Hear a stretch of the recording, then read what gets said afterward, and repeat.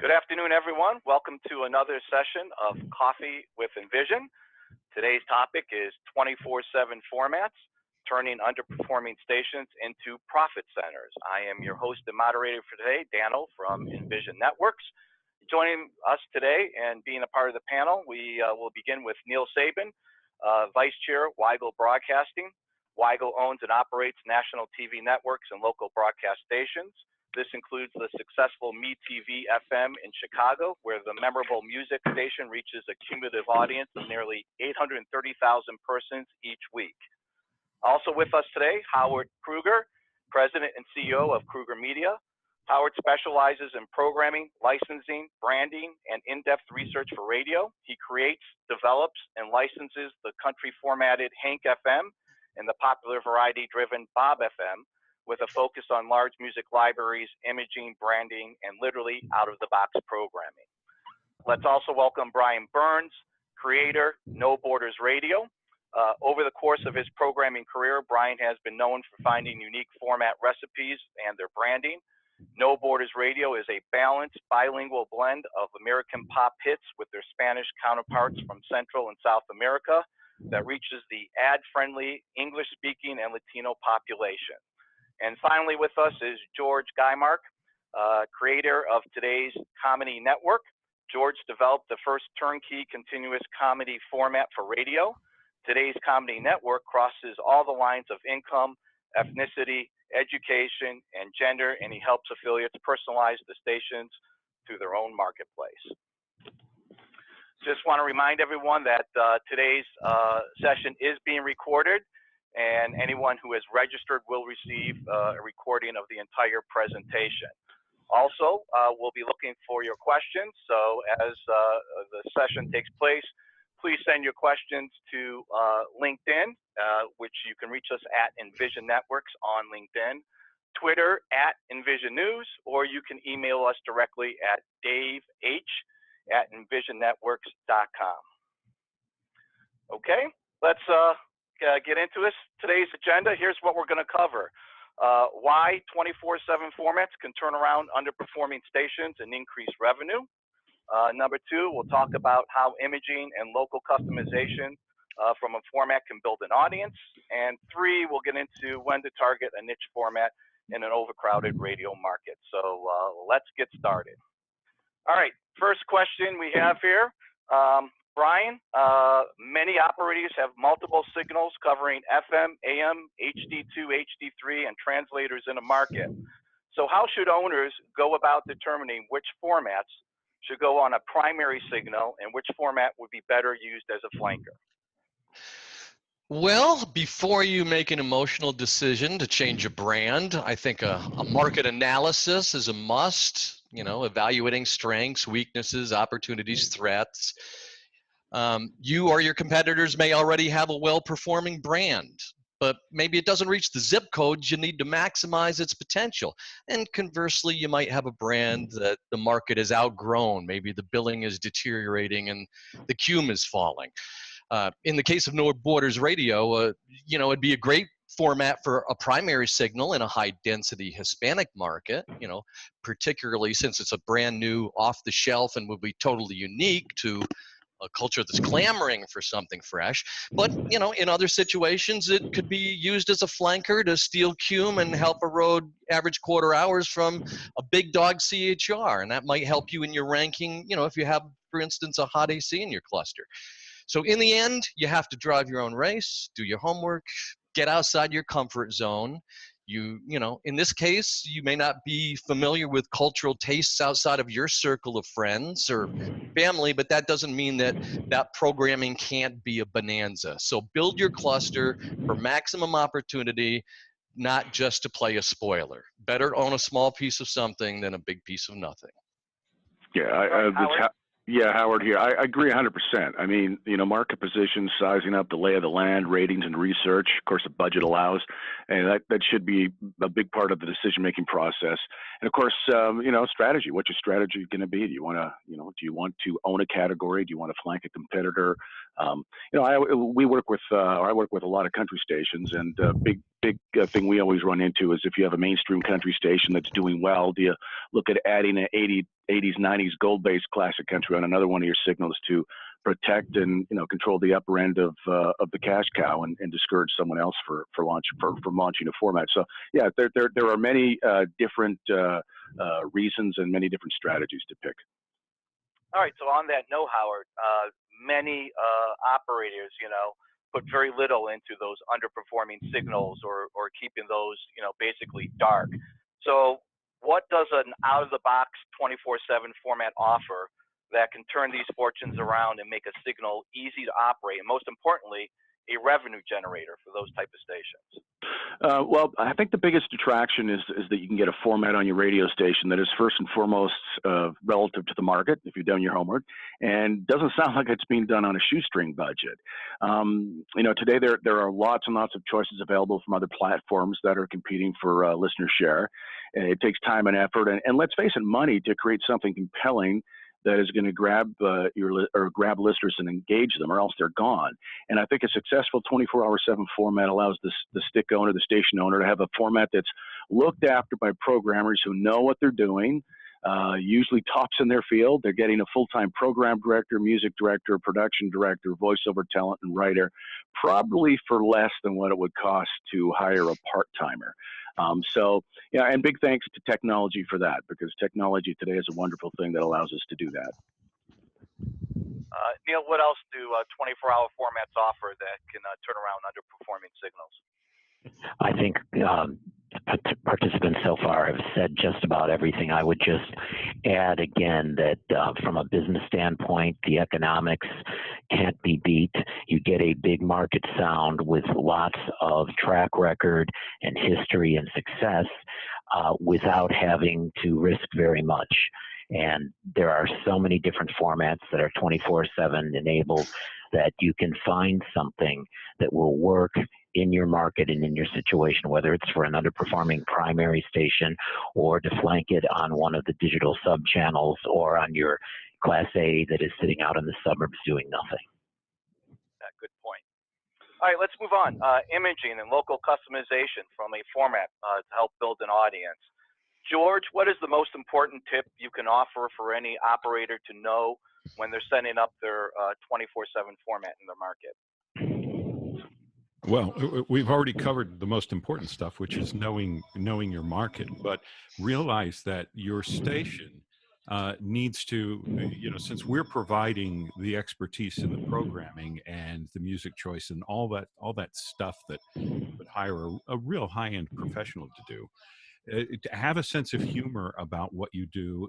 In my world, we love to have a station that has a sense of humor in its advertising and its promotions, because with a comedy format, you have the ability to go way beyond what somebody else might do, because it would seem a little too silly.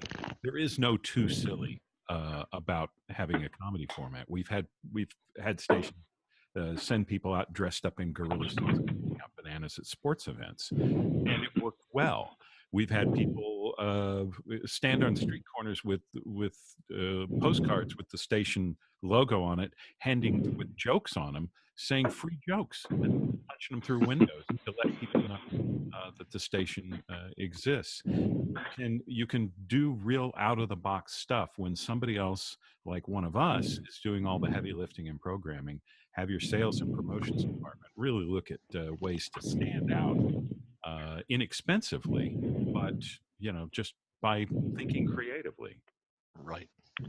Howard, do you have any other tips you want to add to that? Yeah, those are excellent points from George. I think it's also important to have a person on the station's end who can help with, making sure copy gets to the format voice on time, answering questions about local pronunciation, especially for voicing things. Know how to download audio files from the FTP. Just small things, but very important part of the big picture.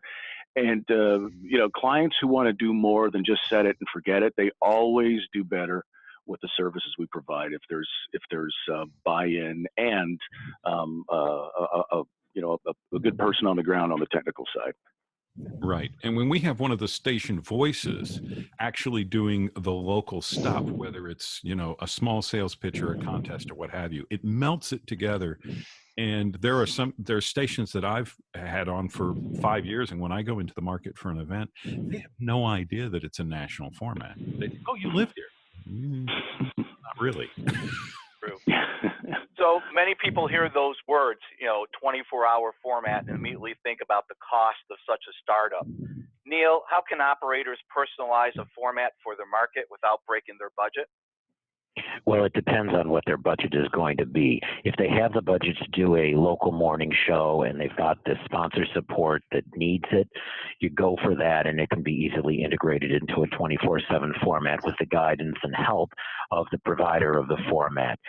If there's very limited resources, I would go back to our last conversation and say, you put your resources into sales and marketing, leave the programming, the imaging, the sound to the experts that you've hired on this 24/7 format, and you'll have this low cost, low risk, mostly sales and marketing focused effort for yourself. And that's funny. That's the real strength of the 24/7 formats. We're offering six-figure major market programming minds for pennies on the dollar. We're not distracted by sales or personnel or technical issues. We can concentrate exclusively on the product. But, perhaps more importantly, unlike the top-down, one-size-fits-all corporate behemoths, you're getting something that money can't buy. You're getting independent thinking. And that's the best of both worlds, achieving both cost efficiency and not compromising your product. And that, folks, is the future of terrestrial radio, premium outsourced programming. And in terms of the MeTV format, for example, we provide television spots in your local market for your format, for your station. And there's so little money for television now that's one of the things we've done with our 24/7 in the box, out of the box format that sets it aside and allows you, again, to concentrate your resources into generating revenue while we take everything else. Great, perfect. So, Brian, I want to step back for a second here, and let's talk a little bit about that niche format and using that in an overcrowded marketplace. What's the first step, Brian, to take in determining what format will fit best in your market and stand out from the crowd? Well, I believe if you have a small footprint, that conformity is your enemy. And if you don't own a major brand, again, conformity is your enemy. And you should stay out of that game. Don't try to compete with those big brands. Instead, change the terms by which you compete, by finding your own hill and actually owning it. And I want to give Cleveland as an example. There's a station called Oh Wow Radio. And it's a niche brand, and someone, the former program director, transformed the rock format from the 70s and 80s in its heyday to a next-gen brand. And the station now has 80,000 unique listeners a month. And it's not even on terrestrial radio, it's on the internet. So my advice is don't open a restaurant in a mall food court. Be that quaint little Thai restaurant in the city, something people will go out of their way to frequent and will recommend to friends. And George, again, in your opinion, looking for that best fit in the marketplace and stand out from the crowd. Well, it's knowing your market. It's a very individual piece of research, knowing your market and seeing what is the whole, what's overcrowded. And if you are going to go after something that a bunch of people are doing, you damn well better do it different, or you better bring something to it, bring celebrity to it, or bring, I don't know, a seasoned professional like us for pennies on the dollar, as has been said. But I always like to look for that unique market position. I've spent my whole career carving out that little niche and doing well with it. So that's my go-to place. Well, I created this little format called Rock 40, and I'm dating myself back to 1988. Even though I wasn't a hairband lifestyle guy, I recognized the opportunity. And now 30 years later, I'm married to a Latino and reside in Costa Rica most of the year and part of a culturally blended family. So How's that for an old dog learning new tricks? So be it burnt, if you're immersed in the culture, that you see a lot of new things. So Neal, other than your format, MeTV-FM, what other formats do you think are viable for underperforming signals? Well, I'll give you an example of everything we're talking about here, about knowing your market, looking for your niches. One size does not fit all. I'm familiar with a martini radio type format, the Frank Sinatra's 50s crooners kind of a format that was put on a secondary channel, an HD2 channel in Palm Springs, California. The main stick is the big country station. It's an Alpha Media station actually there in Palm Springs. The latest book that I saw, the low power FM translator situation with the HD2 there is beating the main stick with this old skewing format, because they looked at the marketplace and saw who's in Palm Springs, who's available, what isn't being played, who isn't being served, and they hit a home run. I hope they have George Hamilton as a disc jockey there. He's there. Go ahead. Yeah, Howard here. I think that, well, first of all, I agree with Neal. I mean, there's so many, you do have to think out of the box. And what happens is that, and me being also having a background in research too, unfortunately, not a lot of research is being done today for budget reasons. And I think what ends up happening is there are new formats that come under new opportunities. And a lot of people are you get these formats to the drawing board and they never quite make it, just because of cold feet. But one thing I will say is that I think the comedy format, I mean, that's a format that I think has a big future for a couple of reasons. Number one, it's probably the most cost-effective, talk-oriented non-music format out there. Makes you laugh. It's a format that engages you. It actually makes you feel good. And, not only that, but it does something that we've been doing on morning shows and telling our morning show hosts for years to do. And that is, leave the audience with a takeaway to share with people. And that's what I like about the comedy format. I really, I'm a big fan. Aww, fantastic. thanks. All right. We're going to run over on time here, so I'm going to keep moving forward. We've had many tweets asking why you guys are going to play any samples, and the answer is yes. So let's play a sample, and then I'll have a follow-up question. Let's start with MeTV here. Memories begin with me. 87.7 MeTV-FM, Chicago's home for timeless and memorable music. No matter the decade. So how could I dance with me? It's timeless and memorable music. Me Music. MeTV-FM. Memorable Entertainment Television, your home for timeless and memorable television favorites, presents a classic theme song on MeTV-FM. All right, so Neal, Joe wants to know what convinced you that a lower power signal can compete in any market, let alone the number 3 market in the country like Chicago. Well, if you find the format that isn't on in that market that can serve listeners with music that they're going to feel very passionate about, or comedy, or some other spoken word format that isn't available, people will seek you out. We have amazing stories about people taking Fords back to Ford dealers that they bought because the Ford radio is one of the radios that doesn't go down to 87.7, and saying, I don't want this car, I can't get my radio station. We're able to do a 3.5 share and have the second highest time spent listening in the Chicago market using a television frequency on 87.7, where it comes in on the radio, and do those kinds of shares when about a third of the cars can't pick the station up.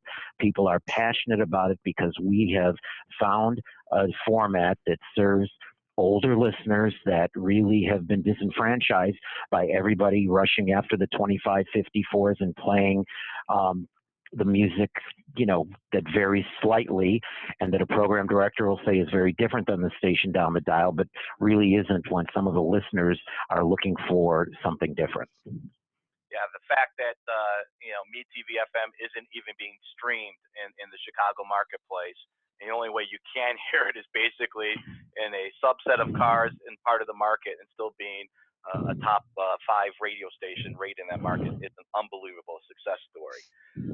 Let's hear a little bit from Hank FM. That's what the Big Twang Theory sounds like, and it's only here on Hank 103.5 Hank FM. Hey, it's Gretchen Wilson, and here's to all my sisters keeping it country. Thanks for cranking the Hank. Crank it to Hank! Yeah.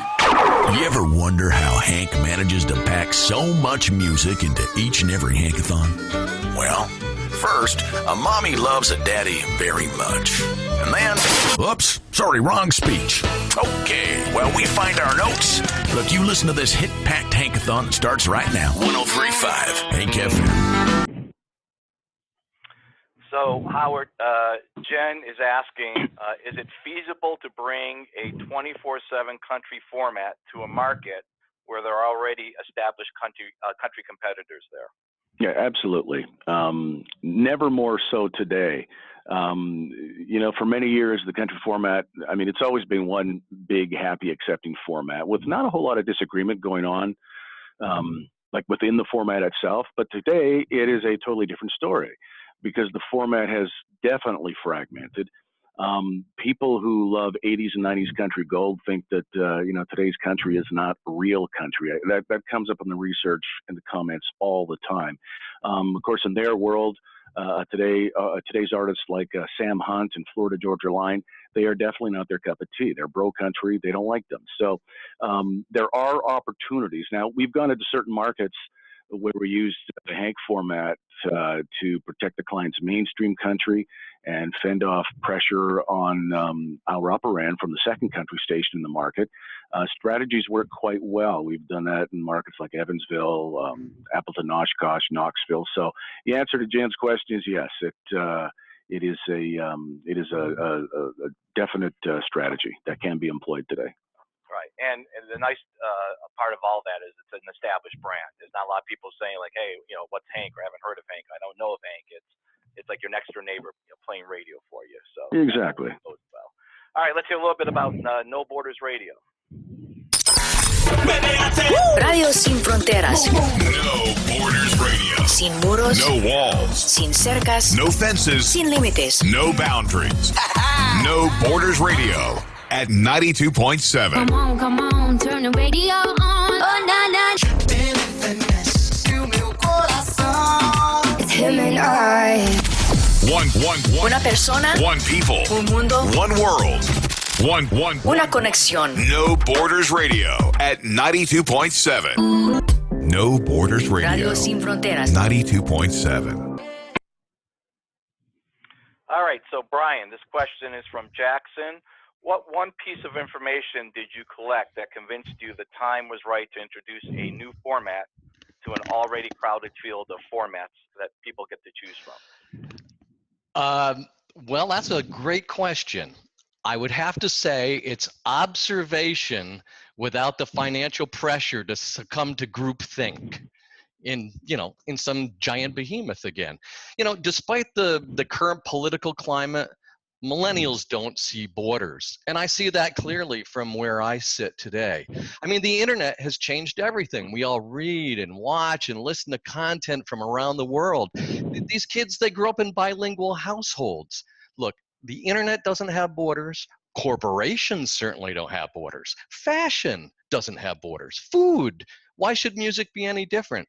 Well, the answer is music is not different. It's just as universal.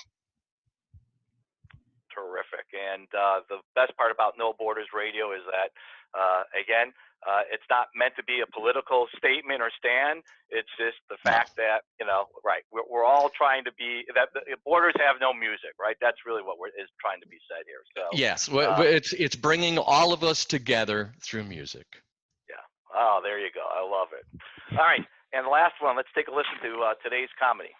Today's comedy is Daniel Tosh. Oh, I'll feed you, baby birds. Do you think I'd leave you with a cliffhanger?